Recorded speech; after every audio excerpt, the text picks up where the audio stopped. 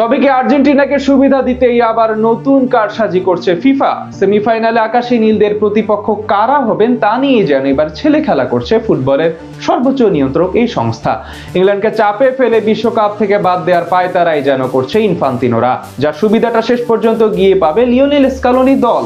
তবে ইংল্যান্ডের বিপক্ষে কি এমন নতুন কারসাজি করার পায়তারা করছে আর্জেন্টিনা, সেটাই জানবো এই প্রদীপ। আর্জেন্টিনার সাথে ফিফার সুসম্পর্কটা এই বিশ্বকাপে একটু বেশি চোখে লেগেছে সবার। তুলনামূলক সহজ গ্রুপ থেকে শুরু করে নকআউটের প্রতিপক্ষটাও বেশ সহজ পাচ্ছে লিওনেল মেসিরা। কোয়ার্টার ফাইনাল পর্যন্ত র্যাঙ্কিং এর সেরা 10-এ থাকা কোন দলের বিপক্ষেই খেলতে হয়নি আকাশী নীলদের। এবার কোয়ার্টার ফাইনালে লড়াইয়ের ঠিক আগে ফিফার আরেক কারসাজি সামনে এলো, যাতে সুবিধাটা পাবে বিশ্ব চ্যাম্পিয়ন আর্জেন্টিনাই। কেননা এক চুল 9-6 করলেই তারকা দুই খেলোয়াড়কে হারাতে পারে আর্জেন্টিনার সম্ভাব্য সেমিফাইনালের প্রতিপক্ষ ইংল্যান্ড। নকআউট পর্বের লড়াইয়ে এখন পর্যন্ত একটি করে কার্ড দেখেছেন ইংল্যান্ডের মোট 4 খেলোয়াড়, অর্থাৎ কোয়ার্টার ফাইনালে নরওয়ের বিপক্ষে ম্যাচে একটি কার্ড দেখলেই সেমিফাইনালে খেলতে পারবেন না এই 4 ফুটবলার, যার মধ্যে আবার আছেন জুড বেলিংহাম ও ডেকলান রাইসের মতো তারকারাও। ফলে নরওয়ের বিপক্ষে কিছুটা সাবধানেই খেলতে হবে ইংল্যান্ডকে। এবারের বিশ্বকাপে হলুদ কার্ড জনিত নিষেধাজ্ঞায় পরিবর্তন আনে ফিফা। তাদের আগের নিয়ম অনুযায়ী কোয়ার্টার ফাইনালে ওঠার আগ পর্যন্ত যে কোনো দুটি ম্যাচে হলুদ কার্ড দেখলেই পরবর্তী ম্যাচে নিষেধাজ্ঞা পেতে হতো। তবে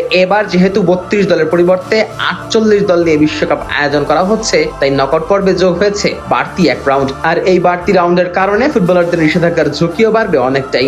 সে কারণে নিজেদের নিয়মে খানিকটা পরিবর্তন আনে ফিফা। চালু করা হয় নতুন কার্ড নীতি, যেখানে গ্রুপ পর্বে পাওয়া সব হলুদ কার্ড নকআউট পর্ব শুরু হওয়ার আগে বাতিল হয়ে যাবে। এরপর আবার কোয়ার্টার ফাইনালের শেষে নকআউটের 3 ম্যাচের হিসেব রিসেট হয়ে যায়। এই হিসেব অনুযায়ী নকআউট পর্বের প্রথম 3 ম্যাচে দুটো হলুদ কার্ড পেলেই সংশ্লিষ্ট খেলোয়াড় পরবর্তী ম্যাচে মাঠে নামার সুযোগ হারান। অর্থাৎ কেউ যদি কোয়ার্টার ফাইনালে নিজেদের দ্বিতীয় হলুদ কার্ড দেখেন, তাহলে তার দল যদি সেমিফাইনালে ওঠে তাহলে সেই ম্যাচে তিনি খেলতে পারবেন না। আর নিয়মের বেড়াজালেই ফেসে যেতে পারেন 4 জন ইংলিশ খেলোয়াড়। কোয়ার্টার ফাইনালে নরওয়ের বিপক্ষে যদি এই 4 জনের কেউ একজন হলুদ কার্ড দেখেন, তাহলে বিপদে পড়বে ইংল্যান্ড। বিশেষ করে জুড বেলিংহাম কিংবা ডেকলান রাইসের মতো তারকাদের কেউ একজন যদি সামান্যতম ফাউলের জন্য কার্ড দেখে ফেলেন, তাহলে কপাল চাপড়ানো ছাড়া কিছুই করার থাকবে না টমাস টুখেলের। আর এমনটাই হলে সবচেয়ে বেশি লাভবান হবে বিশ্ব চ্যাম্পিয়ন আর্জেন্টিনাই। কেননা ইংল্যান্ড সেমিফাইনালে উঠলে তাদের সম্ভাব্য প্রতিপক্ষ হিসেবে এগিয়ে আছে আর্জেন্টিনাই। যদিও কেপ ভার্দে ও মিশরের বিপক্ষে নকআউট ম্যাচের পর সুইজারল্যান্ডের বিপক্ষেও যে আকাশী নীলরা জয়ের দেখা পাবে সেটা নিশ্চিত করে বলার উপায়ও নেই। তবে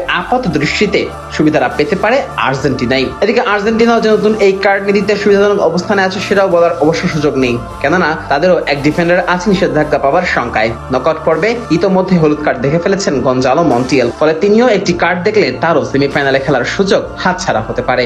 আর্জেন্টিনার সাথে ফিফার সুসম্পর্কটা এই বিশ্বকাপে একটু বেশি চোখে লেগেছে সবার। তুলনামূলক সহজ গ্রুপ থেকে শুরু করে নকআউটের প্রতিপক্ষটাও বেশ সহজ পাচ্ছে লিওনেল মেসিরা। কোয়ার্টার ফাইনাল পর্যন্ত র্যাঙ্কিং এর সেরা 10-এ থাকা কোন দলের বিপক্ষেই খেলতে হয়নি আকাশী নীলদের।